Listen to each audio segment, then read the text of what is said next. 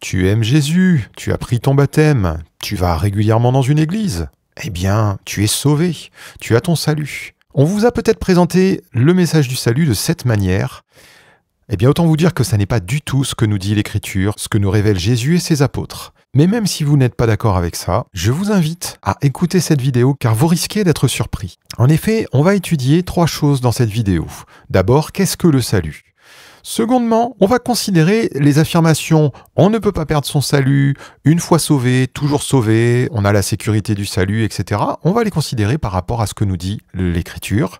Et enfin, on va voir dans une 3e partie pourquoi certains parlent d'un salut irrévocable ou de sécurité du salut. Et là, on va particulièrement parler de la grâce et vraiment, je vous invite à regarder toute la vidéo pour bien comprendre le problème de ceux qui affirment qu'une fois sauvé, on est toujours sauvé. Parce que c'est un vrai problème et c'est une fausse doctrine qui accourt partout aujourd'hui sur Internet. Et on verra dans cette dernière partie d'où ça vient, pourquoi ça vient. Et évidemment, ce qu'il nous faut faire pour nous en prémunir. Une fausse grâce, c'est égal à une fausse sécurité. Alors c'est parti. D'abord, premièrement, on va voir ce qu'est le salut. Eh bien, le salut, c'est très simple. C'est connaître Christ. Je vous donne un premier verset. Jean 17 au verset 3 nous dit, c'est Jésus qui parle, « Or, la vie éternelle, c'est qu'ils te connaissent, toi le seul vrai Dieu, et celui que tu as envoyé, Jésus-Christ. » Voilà, Jésus parle à son Père, et il nous dit, la vie éternelle, c'est de le connaître lui et de connaître le Père. L'apôtre Jean, dans sa première épître au chapitre 5 et au verset 20, nous le confirme. Nous savons aussi que le Fils de Dieu est venu et qu'il nous a donné l'intelligence pour connaître le véritable, et nous sommes dans le véritable en son Fils, Jésus-Christ. C'est lui qui est le Dieu véritable et la vie éternelle. Et tout au long de cette vidéo, je vais vous citer parfois des versets ça et là, et vous verrez qu'on retrouve cette notion de connaître Christ, connaître Dieu, etc. Et donc le salut, eh bien, c'est connaître Christ, et le salut, c'est Jésus-Christ lui-même. Voilà, le salut est une personne. C'est dans Luc, au chapitre 2, versets 29 et 30, le vieux Siméon qui est dans le temple et qui voit Jésus dans les bras de Marie. Il est encore bébé, et le vieux Siméon dit: « Maintenant, Seigneur, tu laisses ton serviteur s'en aller en paix, selon ta parole, car mes yeux ont vu ton salut. » Voilà, je vous en cite pas plus, mais ce vieux Siméon, il voit un bébé, le bébé Jésus, et il dit, voilà, j'ai vu le salut de Dieu. C'est une personne, c'est Jésus-Christ. Et donc, connaître Christ, c'est connaître le salut. C'est avoir le salut. Et vous retrouvez cette notion également dans le premier chapitre des Éphésiens, où l'apôtre Paul nous dit beaucoup de fois, en lui, vous avez ceci, en lui, vous êtes cela, etc., etc. Voilà, donc ça, c'est la première chose qu'il nous faut comprendre. Mais alors, nous avons un homme corrompu et le salut, c'est de connaître Christ. Dans les milieux chrétiens, on a prêché « Viens à Jésus ». On a prêché « Reçois Jésus dans ton cœur ». Donc, je suis un homme corrompu et puis je viens à Jésus ou je reçois Jésus en moi.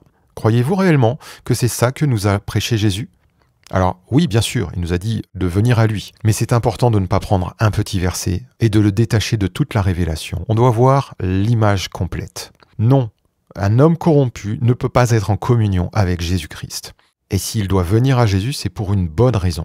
Alors on va voir ce que Jésus lui-même nous dit. Dans Jean 3, au verset 3, Jésus dit à Nicodème qu'il nous faut naître de nouveau, ou littéralement naître d'en haut. Et il va nous préciser dans sa prédication des étapes.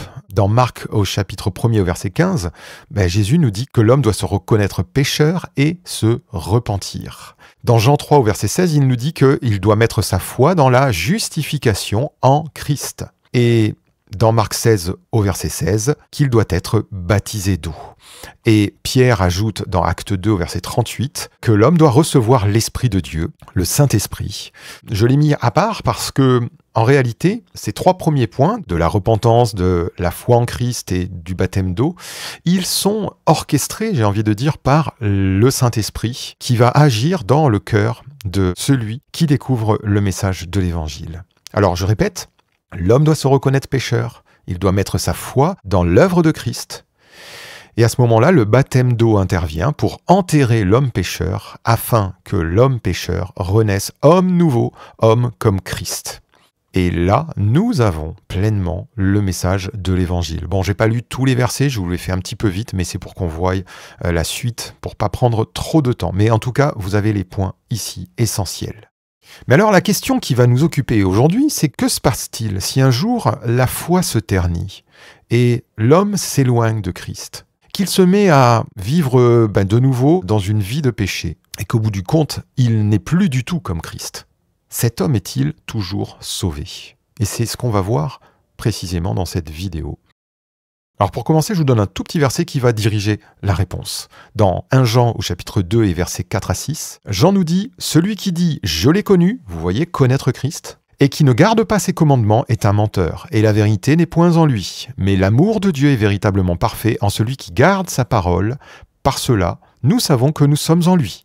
Celui qui dit qu'il demeure en lui doit marcher aussi comme il a marché lui-même. » Vous voyez là, Jean, il parle à des enfants de Dieu. Et là, vous trouvez dans ce verset ces mots-clés quant au salut. Je l'ai connu, garder ses commandements. Et si on ne garde pas, c'est que la vérité n'est point en nous. Mais l'amour est parfait dans celui qui garde sa parole. Et là, nous savons que nous sommes en lui, comme je vous parlais d'Éphésiens 1er, où il nous dit en lui.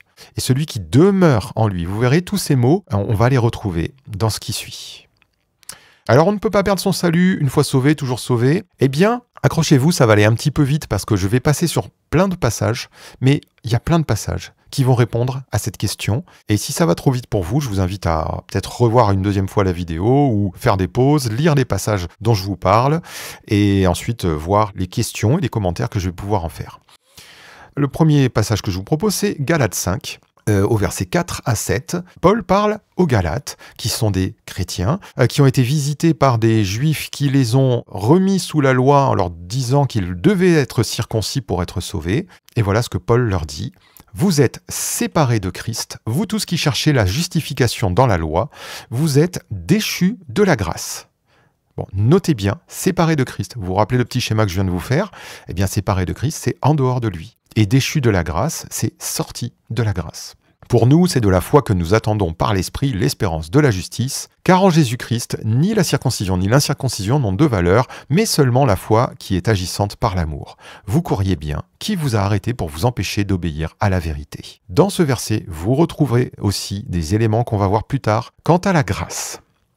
Alors, ceux qui prétendent qu'on ne peut pas perdre son salut, ils ont souvent ce verset à mettre en avant, Jean 10 au verset 27 et 28, « Mes brebis entendent ma voix, je les connais et elles me suivent. Je leur donne la vie éternelle et elles ne périront jamais. Et personne ne les ravira de ma main. » Alors, en effet, lorsqu'on entend que personne ne peut nous ravir de la main de Jésus, eh bien, on peut être sûr de son salut. Alléluia, je suis en lui, eh bien, personne ne peut m'arracher aux mains du Seigneur. Et nous pouvons le vivre et nous pouvons croire ainsi, il n'y a aucun problème. Mais nous devons prendre tout ce que nous dit l'Écriture. Parce que Jésus lui-même, dans Jean 15 au verset 4 à 6, nous dit aussi ceci. « Demeurez en moi et je demeurerai en vous. Comme le sarment ne peut de lui-même porter du fruit s'il ne demeure attaché au cep, ainsi vous ne le pouvez pas non plus si vous ne demeurez en moi.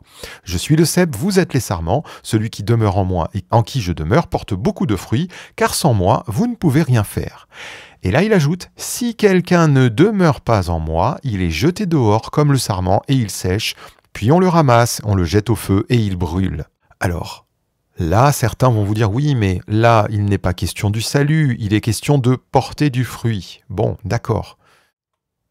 On a une parabole dans Luc 13 au verset 6 à 9, le figuier stérile. Je ne vous la lis pas, mais dans cette parabole, eh bien, ce figuier, il reçoit les soins du vigneron, de Christ. Mais s'il reste sans fruit, le propriétaire, c'est-à-dire le père, le coupera. Alors que veut dire couper? Un arbre qui est coupé d'un jardin, qu'est-ce que ça veut dire? Et puisqu'il est question de fruits, on va aller un petit peu plus loin. Ceux qui vous disent qu'on est sauvé par grâce, donc qu'on n'a absolument rien à faire pour notre salut, ils s'appuient sur ce verset et ils ont raison. Éphésiens 2, versets 8 et 9, c'est par la grâce que vous êtes sauvés, par le moyen de la foi, et cela ne vient pas de vous, c'est le don de Dieu. Ce n'est point par les œuvres, afin que personne ne se glorifie. Et on dit Amen à cette parole, il n'y a rien à ajouter, rien à retrancher de cette parole. Oui, la grâce nous est donnée par Dieu. Restez vraiment pour cette troisième partie, parce que vous allez comprendre ce que c'est que la grâce. Et on peut affirmer pleinement que aucune œuvre que nous puissions faire sur cette terre ne nous apporte un quelconque salut. Si juste que nous nous comportions, si juste que nous soyons, on peut avoir fait toutes les bonnes œuvres de la terre, on n'a une justice qui est largement insuffisante pour prétendre un jour nous présenter devant Dieu. La seule justice que nous devons rechercher et obtenir, eh bien, c'est celle qui nous vient de Dieu, par Christ Jésus. Mais maintenant, on va lire 4 petits textes. 1 Timothée 1,18, Paul qui parle à Timothée, il dit « C'est que d'après elle, les prophéties, là tu combattes le bon combat, en gardant la foi et une bonne conscience. Cette conscience, quelques-uns l'ont perdue, et ils ont fait naufrage par rapport à la foi. » Premier texte. Deuxième texte. Jacques 2,17. « Il en est ainsi de la foi, si elle n'a pas les œuvres, elle est morte en elle-même. » Troisième texte. Jean 15,2, on vient de le lire. « Tout sarment qui est en moi et qui ne porte pas de fruit, nous dit Jésus, il le retranche. » Et Galates 5, 22, « Mais le fruit de l'esprit, c'est l'amour, la joie, la paix, la patience, la bonté, la bienveillance, la foi, la douceur, la maîtrise de soi. » Pourquoi je vous fais lire tous ces textes? Parce que premièrement, je veux vous montrer que certaines personnes font naufrage par rapport à la foi. Et on est sauvé par la grâce par le moyen de la foi. Jacques ensuite, il nous dit, la foi sans les œuvres, elle est morte en elle-même. Tiens, bon, donc là, ça veut nous dire que la foi devrait porter des œuvres. La foi devrait aboutir à des œuvres. Bon. Et ensuite, là, Jésus nous parle, lui, légèrement différemment. Il nous parle de porter du fruit, comme on l'a vu. Et Galates nous dit, le fruit de l'esprit, c'est l'amour, la joie, etc., etc. Bien. Pourquoi je vous fais lire tout ça? Parce que Éphésiens 2, 8 et 9 nous dit, c'est par grâce que vous êtes sauvés, par le moyen de la foi. Cela ne vient pas de vous, c'est le don de Dieu. Amen. Ce n'est point par les œuvres, afin que personne ne se glorifie, mais voici le verset suivant. Car nous sommes son ouvrage ayant été créé en Jésus-Christ pour de bonnes œuvres que Dieu a préparées d'avance afin que nous les pratiquions. Et là, vous comprenez pourquoi Jacques nous parle d'œuvres, parce qu'elles sont ici, c'est la suite de ce texte, hein. Et vous comprenez que Dieu les a préparées pour que nous les pratiquions. Eh bien, on retrouve cette compréhension de porter du fruit. Et quel fruit? Pas le nôtre, bien sûr, le fruit de l'esprit. Voilà. C'est pour ça qu'il y a souvent eu cette opposition entre on est sauvé par la foi, non, on est sauvé par les œuvres, etc. Comme si ces deux textes d'Éphésiens 2 et de Jacques 2 semblaient s'opposer, alors qu'en fait, ils ne s'opposent pas du tout, mais ils se complètent. Et je le détaillerai un petit peu plus par la suite. Et je vous ai fait lire également 1 Timothée 1,8. Pourquoi? Parce que veut dire faire naufrage par rapport à la foi? Que veut dire une foi morte? Est-ce que vous pensez que quelque chose de mort est actif comme moyen? Puisque là, Éphésiens 2,8 nous dit par le moyen de la foi. Bon. Ensuite, que veut dire retrancher? Quand Jésus dit tout sarment qui est en moi et qui ne porte pas de fruit, il le retranche. Retrancher. Allez, je ne réponds pas, on continue. Colossiens 1, 21. Et vous qui étiez autrefois étrangers et ennemis par vos pensées et par vos mauvaises œuvres, il vous a maintenant réconciliés par sa mort dans le corps de sa chair, pour vous faire paraître devant lui, saint, sans défaut et sans reproche. Bon, là, en fait, on voit bien que, eh bien, c'est Dieu qui nous fait paraître devant lui, saint, sans défaut et sans reproche. Mais, le verset 23 nous dit, « Si du moins vous demeurez fondés et inébranlables, dans la foi, sans vous détourner de l'espérance de l'évangile que vous avez entendu, qui a été prêché à toute créature sous le ciel. » Donc il y a un si, en fait. C'est Dieu qui va nous faire paraître devant lui, saint et sans défaut et sans reproche. Mais il y a un si. Le si, la condition, c'est de demeurer inébranlable dans la foi. Je ne fais que lire la Bible. Hébreux 3, versets 12 à 14. « Prenez garde, frères, que quelques-uns de vous n'aient un cœur mauvais et incrédule au point de se détourner du Dieu vivant. Mais exhortez-vous les uns les autres chaque jour, aussi longtemps qu'on peut dire « aujourd'hui », afin qu'aucun de vous ne s'endurcisse par la séduction du péché, car nous sommes devenus participants de Christ, pourvu que nous retenions fermement jusqu'à la fin l'assurance que nous avions au commencement. » Que veut dire ?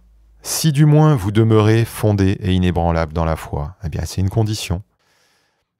Que signifie pourvu que nous retenions, là, ce qu'on a lu là? Il parle, il le dit, hein, prenez garde, frères, il parle à des frères. Que certains aient un cœur mauvais et incrédule. Incrédule, c'est sans foi. La foi a disparu. Le cœur mauvais, c'est ce cœur qui produit de mauvaises œuvres. Je continue. Matthieu 25, les 10 vierges. Alors, ceux qui prétendent, une fois sauvés, toujours sauvés, eh bien, ils vous disent que les 5 folles, ce ne sont pas des vrais chrétiens, en fait. Mais elles attendent toutes le Seigneur. Les enfants de Dieu attendent le Seigneur. Tous. Elles sont vierges, ça veut dire qu'elles sont lavées, sanctifiées, qu'elles sont pures. Elles ont la lampe, elles ont reçu la lumière. On ne peut pas prétendre qu'elles ne sont pas enfants de Dieu. C'est tordre les Écritures. Jean 15, donc le cep et les sarments, on l'a vu. Sans fruit, il est retranché, ça veut dire coupé du cep, ça veut dire séparé de Christ. C'est Christ le cep. Jeté au feu et il brûle. Le feu, je vous rappelle que c'est majoritairement apparenté au jugement, au feu éternel, etc. Ensuite, 2 Timothée 2,12. Là, il est question de renier Christ. Si nous persévérons, nous régnerons aussi avec lui. Si nous le renions, lui aussi nous reniera. Si nous sommes infidèles, il demeure fidèle, car il ne peut se renier lui-même. Bon, là, c'est clair. Celui qui renie Christ, c'est-à-dire j'ai cru en lui et puis quelques temps plus tard, non, je rejette ma foi en Jésus, non, finalement, je me tourne vers d'autres dieux ou je redeviens un athée que j'étais avant, que sais-je. Christ nous reniera. C'est celui qui est sauvé, il sera confessé par Jésus devant son Père. Eh bien, celui qui est renié, il ne sera pas sauvé. Mais nous avons cette parole du verset 13 qui est encourageante. Si nous sommes infidèles, ça veut dire que si on chute, si on a des manquements, si on se détourne, eh bien, lui demeure fidèle. Sa grâce est toujours là, disponible pour nous. Et alors, Tite chapitre 1 et versets 15 à 16 nous dit quelque chose de très intéressant. « Tout est pur pour ceux qui sont purs, mais rien n'est pur pour ceux qui sont souillés et incrédules. » Vous retrouvez souillés et incrédules, c'est-à-dire sans foi. Leur intelligence et leur conscience sont souillées. Ils font profession de connaître Dieu. Vous avez vu ? Connaître Dieu. Mais ils le renient par leurs œuvres, étant abominables, rebelles et incapables d'aucune bonne œuvre. Donc, on peut renier Christ peut-être de la bouche, mais on peut aussi renier le Seigneur par nos œuvres. Pourquoi ? Parce que nos œuvres sont des œuvres qui sont abominables à Dieu, qui sont rebelles, etc., etc. Et là, on retrouve pleinement cette parole de Luc 13, où Jésus dit, au verset 25, « Quand le maître de la maison se sera levé et aura fermé la porte, et que vous, étant dehors, vous commencerez à frapper à la porte en disant « Seigneur, Seigneur, ouvre-nous !»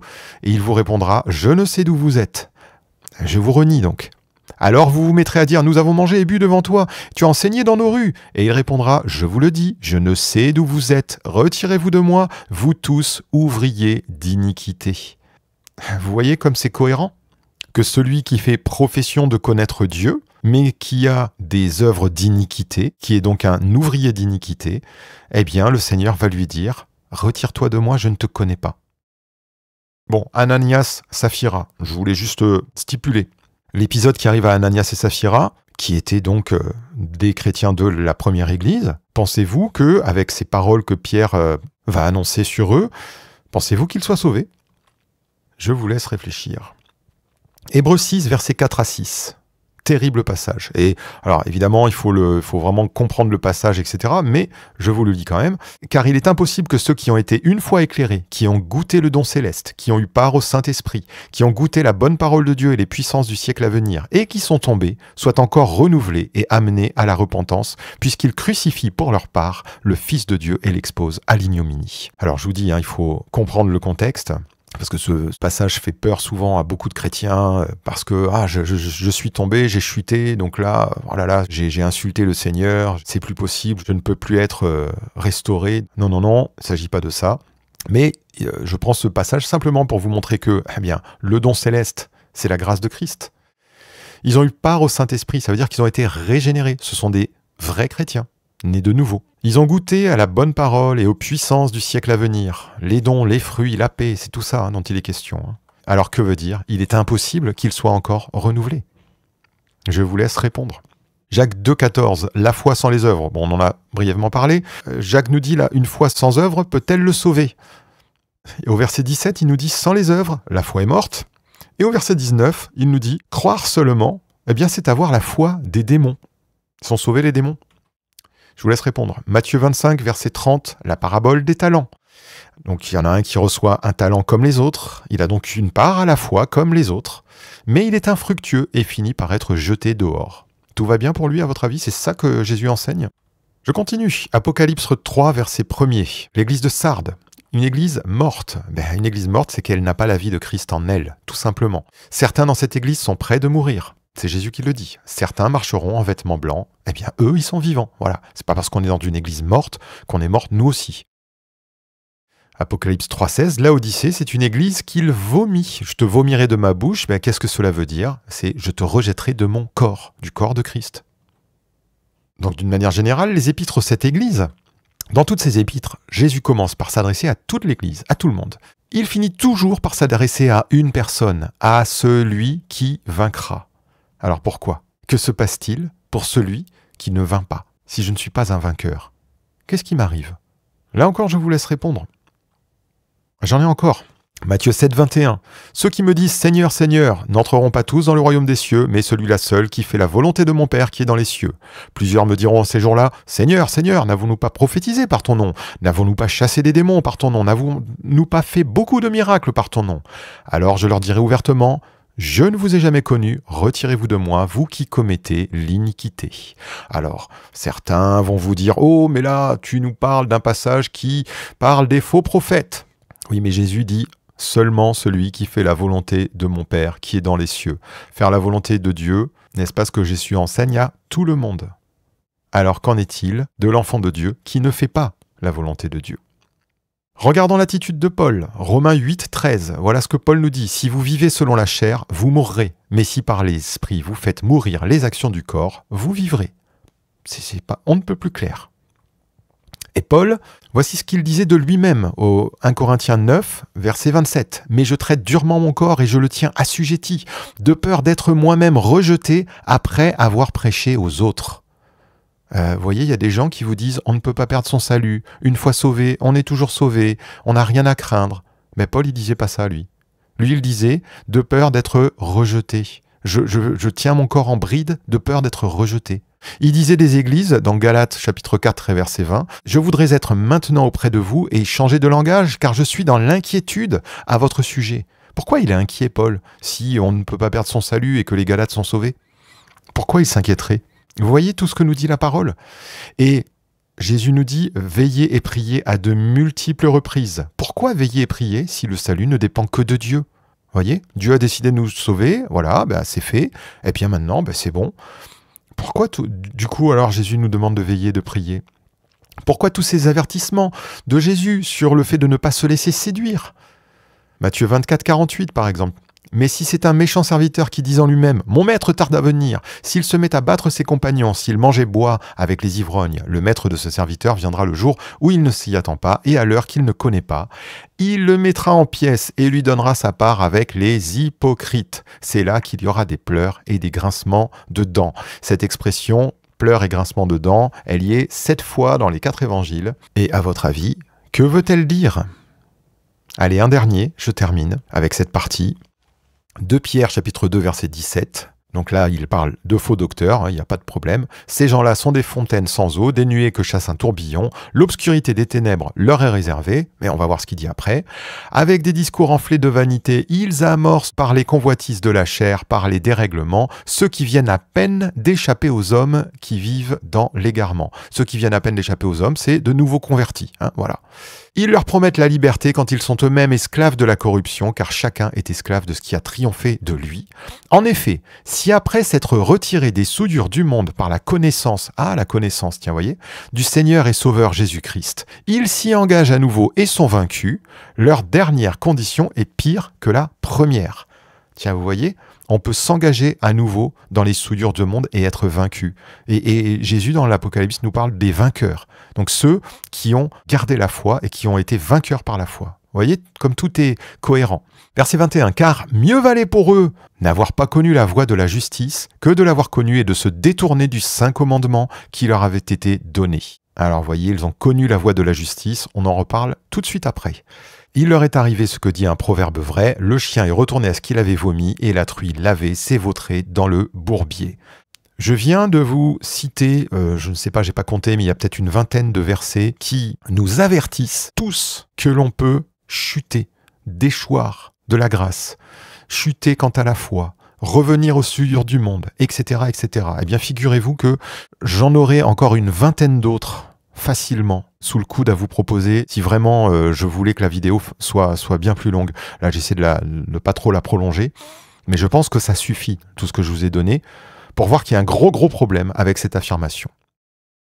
Alors, on va voir pourquoi, et là, je vous ai promis qu'il y aurait des choses que peut-être vous n'aviez pas saisies quant à la grâce qui allaient vous être expliquées. On va voir pourquoi certains parlent d'un salut irrévocable et de sécurité du salut. Il y a 2 raisons. La première, la voici.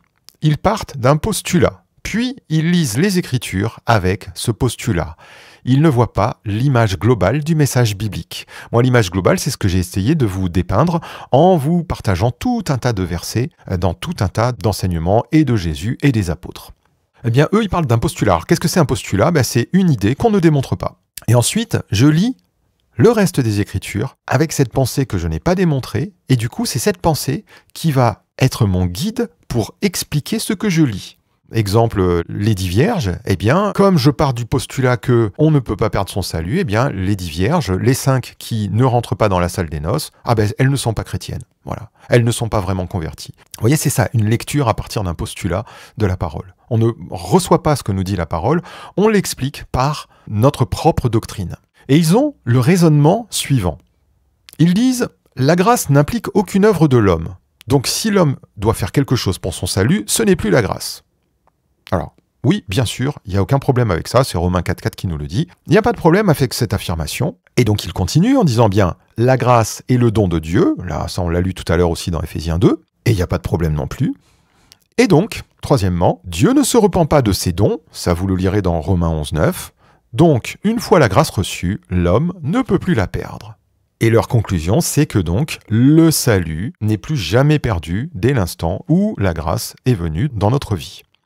Et quatrièmement, donc, ils vont avoir une multitude d'explications pour les passages que nous avons vus dans la partie précédente, à cause de ce postulat avec lequel ils lisent les Écritures. Eh bien, je vais vous montrer que ça peut avoir l'air séduisant, ça peut avoir l'air cohérent, mais qu'il y a un problème, parce que la grâce, ça n'est pas un grand sac dans lequel on met tout et n'importe quoi. La grâce, c'est une chose très claire qu'on va voir tout de suite après. Donc, revenons au départ. On a la grâce, on a la foi, et on a le salut. On a vu que le salut, eh bien, c'est l'œuvre et la personne de Christ. C'est l'œuvre de victoire de Christ sur la mort et le péché, afin que le rachat de l'homme soit possible. Ça, c'est ce que Christ a accompli. Toute sa personne, l'agneau de Dieu, l'offrande pour le péché, l'annonce de la grâce de Dieu, etc., etc. Mais alors maintenant, la grâce, eh bien, voici ce que c'est la grâce. La grâce, c'est le processus par lequel Dieu rend l'homme juste afin qu'il puisse être uni à lui. La grâce est en rapport avec la justification. Elle est toujours liée à la justification. Et qu'est-ce que c'est la justification? Eh bien, vous voyez cet homme pécheur là, eh bien, il va devenir un homme comme Christ. Ses péchés lui sont ôtés et il est rendu juste comme Christ par la grâce. C'est ça la grâce. Et cette grâce, elle est saisie au moyen de la foi. Voilà. Et la foi, je le dis quasiment, je crois, à chaque vidéo, la foi, c'est à la fois la confiance en Dieu, que nous mettons en Dieu, et c'est à la fois la fidélité que nous avons à lui. Et c'est tout le problème. Parce que lorsque cette fidélité n'est plus, lorsque la foi se ternit, lorsqu'on se détourne de la foi ou qu'on chute quant à la foi, eh bien, on va être, comme l'apôtre Paul le dit aux Galates, déchu de la grâce. Et qu'est-ce qui va se passer? Eh bien, on va retourner à une condition d'homme pécheur, séparé de Christ, comme on l'a lu plusieurs fois dans les versets que dans les passages que je vous ai cités. Donc la grâce, c'est pas le salut. La grâce, c'est la justification de l'homme. Et elle s'obtient au travers de la foi. Mais voici ce que nous dit l'Écriture, Hébreux 10 au verset 38. « Et mon juste vivra par la foi, mais si il se retire, mon âme ne prend pas plaisir en lui. » Vous retrouvez dans le « si il se retire » les paroles de l'apôtre Paul, « si du moins vous demeurez, de peur d'être rejeté moi-même, etc. etc. » Bon, mais il y a quelque chose de très important qu'il vous faut préciser, c'est que l'homme qui chute quant à sa foi et qui retombe dans le péché, il est tout à fait exact que le don de la grâce demeure et que dès l'instant où cet homme revient à la foi, eh bien il est restauré dans sa condition d'homme gracié, d'homme justifié. Si vous en voulez un parfait exemple, c'est la parabole du fils prodigue. Le fils prodigue, on l'associe toujours à l'homme du monde qui ne connaît pas Dieu, mais dans la parabole, c'est pas ce que dit Jésus. Dans la parabole, il est fils. C'est un fils de la maison. Mais il a pris l'héritage du père et il est retourné dans le monde le dilapider avec les prostituées. Mais dès l'instant où il se repent, il revient au père, eh bien en fait, il est restauré dans sa condition de fils. Ça, c'est important de le préciser, voilà. Donc maintenant, je vous démontre que la grâce concerne le processus de la justification. Romains 3, 23 et 24. Car tous ont péché et sont privés de la gloire de Dieu, mais ils sont gratuitement justifiés. Par quoi? Par sa grâce, par le moyen de la rédemption qui est en Jésus. Romains 4, versets 4 et 5. Or, à celui qui fait une œuvre, le salaire est imputé non comme une grâce, mais comme une chose due. Donc ça, c'est le contraire de la grâce, voilà. Et à celui qui ne fait point d'œuvre, mais qui croit en celui qui justifie l'impie, sa foi lui est imputée à justice. Donc ça, c'est la grâce. Voilà. Et la grâce, elle concerne quoi? C'est de croire, donc par la foi, à celui qui justifie l'impie. Donc la grâce, c'est la justification du pécheur. Romains 5, 17. Si par l'offense d'un seul la mort a régné par lui seul, à plus forte raison, ceux qui reçoivent l'abondance de la grâce et du don de la justice régneront-ils dans la vie par Jésus-Christ lui seul. L'abondance de la grâce et du don de la justice. Romains 5, 21, afin que comme le péché a régné par la mort, ainsi la grâce règne par la justice pour la vie éternelle, par Jésus-Christ notre Seigneur. Tout le débat entre la loi et la grâce qui opposait les Juifs notamment à l'apôtre Paul avait pour objet la justification devant Dieu. Les Juifs prétendaient qu'ils étaient justes par l'observation de la loi, et Paul leur dit non, on est juste par la foi en Dieu au travers de l'œuvre de Jésus-Christ. Alors un dernier verset pour vous le démontrer, Philippiens 3, verset 8. Et même je regarde toute chose comme une perte à cause de l'excellence de la connaissance de Jésus-Christ mon Seigneur. Voyez la connaissance de Jésus-Christ, le salut. Pour lequel j'ai renoncé à tout, je les regarde comme de la boue, afin de gagner Christ et d'être trouvé en lui, non avec ma justice, celle qui vient de la loi, mais avec celle qui s'obtient par la foi en Christ. Voyez, la justice s'obtient par la foi en Christ, par le moyen de la grâce. Donc la justice qui vient de Dieu par la foi. Ainsi, je connaîtrai Christ. Connaître Christ, c'est le salut. Et la puissance de sa résurrection et la communion de ses souffrances en devenant conforme à lui dans sa mort pour parvenir, si je puis, à la résurrection d'entre les morts. Il y a toujours ce si je puis. Il y a toujours cette condition qu'on a vue juste avant dans Hébreux 10, 38. Mon juste vivra par la foi, mais s'il se retire, mon âme ne prend pas plaisir en lui. C'est Dieu qui parle. N'écoutez pas les hommes. Écoutez la parole de Dieu. Si Dieu nous déclare que l'homme qui a la foi, il est juste, eh bien, il nous déclare aussi que s'il se retire de cette foi, Dieu ne prend pas plaisir en lui. Ainsi, une fois notre salut reçu, eh bien, nous sommes invités à nous maintenir en Christ par la foi. Vous voyez ? Et tout ce débat sur « Ah non, c'est la grâce seule, si tu fais une œuvre, non, c'est plus la grâce, alors tu fais un salut par les œuvres, etc. » Mais c'est complètement à côté. C'est parce qu'on n'a pas compris ce qu'était la grâce. La grâce, c'est qu'il n'y a aucune œuvre qui nous permettra de nous présenter devant Dieu toutes les œuvres que nous pourrions faire pour plaire à Dieu avant, après notre conversion, depuis le début de notre vie jusqu'à notre mort, seraient insuffisantes pour qu'on puisse se prétendre à quoi que ce soit devant Dieu. La seule justice qui nous permette de nous présenter devant Dieu, c'est la justice de Christ. Et elle nous est donnée. Alléluia. Et maintenant, toutes les œuvres que nous sommes invités à faire dans le Nouveau Testament, tout le fruit que nous sommes invités à porter, etc., eh bien ça, ce sont les œuvres de la foi. C'est pour nous maintenir dans cette communion à Christ. C'est pour ça que vous allez lire « Demeurez en moi, je demeurerai en vous » plein de fois, « Demeurez en Christ », etc. Persévérez dans la foi, persévérez. Les apôtres nous disent continuellement ces choses. Jésus nous dit « Gardez ma parole ». Jésus nous dit « Mettez-la en pratique ». Et les apôtres vont nous dire la même chose, gardez ces commandements, mettez-les, ne vous bornez pas à les écouter seulement, mais mettez-les en pratique. Pourquoi ? Pour nous maintenir dans une foi vivante au Seigneur. Et lorsque nous sommes dans cette foi vivante, eh bien, nous pratiquons les œuvres de la foi. Et donc, les œuvres produiront en nous le fruit de l'Esprit qui est à la gloire de Jésus-Christ et non à la nôtre. On va porter le fruit de Christ. Alléluia. Donc j'espère que vous avez bien saisi ces choses. Oui, le salut nous est donné en Jésus-Christ et Dieu ne l'ôtera jamais. Et l'homme qui le saisit par la foi, il l'a pour toujours. On a l'assurance du salut, il n'y a aucun problème. si nous nous maintenons en lui par la foi. Voilà tout ce qu'il y a à comprendre, c'est simple, il n'y a pas besoin de faire des débats. Et les œuvres que nous allons faire vont manifester cette foi.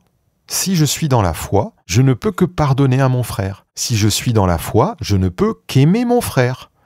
Et Jean nous dit dans sa première épître au 2e chapitre que celui qui n'aime pas son frère, il demeure dans la mort. Donc je peux me prétendre chrétien, aller tous les dimanches dans une église, donner de l'argent à cette église, je ne sais pas, faire des œuvres, etc. Ben, si j'ai de la haine pour mon frère, je suis dans la mort. Même si j'étais baptisé et que ça fait 20 ans que je n'ai pas bougé de cette assemblée. Et donc maintenant, on va voir la deuxième raison de pourquoi un salut irrévocable ou d'une sécurité du salut, ça nous est prêché. Et vous allez voir la deuxième raison. Eh bien, la deuxième raison, c'est que le malin cherchera toujours à nous mettre dans une fausse sécurité. Oui, le malin va chercher à nous mettre dans une fausse sécurité. Je vais prendre 3 exemples. Très simple dans la parole. Genèse 3, versets 4 à 5. Alors le serpent dit à la femme, « Vous ne mourrez point, mais Dieu sait que le jour où vous en mangerez, vos yeux s'ouvriront et que vous serez comme Dieu, connaissant le bien et le mal. » Voilà. Dieu a dit, « Le jour où tu en mangeras, tu mourras. » Et Satan dit, « Vous ne mourrez point. » Tout à l'heure, on a lu l'apôtre Paul qui nous dit, « Si vous marchez par la chair, vous mourrez. » C'est exactement la même chose que ce que Dieu dit à l'homme dans le jardin.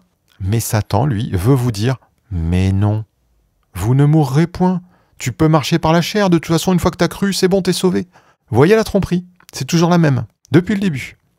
Second passage, Jérémie 28, versets 15 à 17. Dieu, par le prophète Jérémie, entre autres, avertissait le peuple qui ne se repentait pas, qu'il allait terminer à Babylone. Et il y a un prophète Ananias qui lui dit « Non, tout va bien, vous n'irez pas à Babylone. » Et Jérémie, le prophète, dit à Ananias, le prophète, « Écoute Anania, l'Éternel ne t'a point envoyé et tu inspires à ce peuple une fausse confiance. C'est pourquoi ainsi parle l'Éternel, voici je te chasse de la terre, tu mourras cette année, car tes paroles sont une révolte contre l'Éternel. » Et Anania, le prophète, mourut cette année-là, dans le 7e mois. Voyez, les choses ne changent point. Il y a des faux prophètes, il y a aussi des séductions. Je ne dis pas que les gens qui prétendent ça sont des faux prophètes, je dis qu'ils sont séduits. Et vous savez par qui. Et dernier exemple, eh bien, c'est Jésus lui-même. Donc dans Matthieu 16, verset 21, dès lors, Jésus commença à faire connaître à ses disciples qu'il fallait qu'il allât à Jérusalem, qu'il souffrit beaucoup de la part des anciens, des principaux sacrificateurs et des scribes, qu'il fut mis à mort et qu'il ressuscita le 3e jour. Pierre, l'ayant pris à part, se mit à le reprendre et dit « À Dieu ne plaise, Seigneur, cela ne t'arrivera pas. » Voyez, toujours la même pensée. Mais non, tu vas pas mourir. Mais Jésus se retournant dit à Pierre, « Arrière de moi, Satan, tiens !» Il était bien inspiré alors Pierre. Tu mets en scandale, car tes pensées ne sont pas les pensées de Dieu, mais celles des hommes. Voilà la raison pour laquelle on vous dit que, une fois sauvé, vous êtes toujours sauvé. Oui, lorsque nous recevons le salut, nous avons cette assurance. Oui, amen. Nous sommes en Christ, nous marchons en lui, nous avons la foi en lui. Alléluia. Nous sommes certains d'être sauvés. Gloire au Seigneur.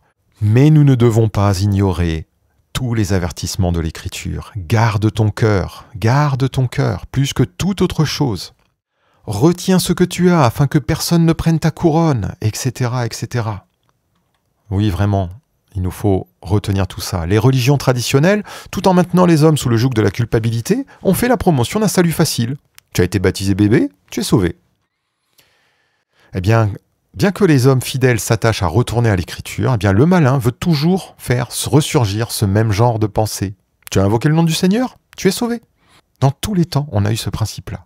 Ça n'est pas ce que nous dit l'Écriture. L'Écriture nous dit ceci, 1 Pierre chapitre 4 et verset 17. « Car c'est le moment où le jugement va commencer par la maison de Dieu. Or, si c'est par nous qu'il commence, quelle sera la fin de ceux qui n'obéissent pas à l'évangile de Dieu ? Et si le juste se sauve avec peine, que deviendront l'impie et le pécheur ?» La Bible nous dit que le juste se sauve avec peine, qu'on n'a pas un salut facile. Jésus nous dit « La porte de la vie éternelle est étroite et le chemin est resserré. » C'est en totale opposition avec ce salut où l'on te dit « Oh, tu as invoqué Dieu en 1992, tu as pris ton baptême, eh bien tu es sauvé. Même si aujourd'hui tu vis loin de Dieu, même si aujourd'hui tu te moques éperdument de la volonté de Dieu, tu es sauvé. » Non mais soyons sérieux, soyons sérieux. Frères et sœurs, Une dernière exhortation, c'est Hébreux 2 au verset 1er.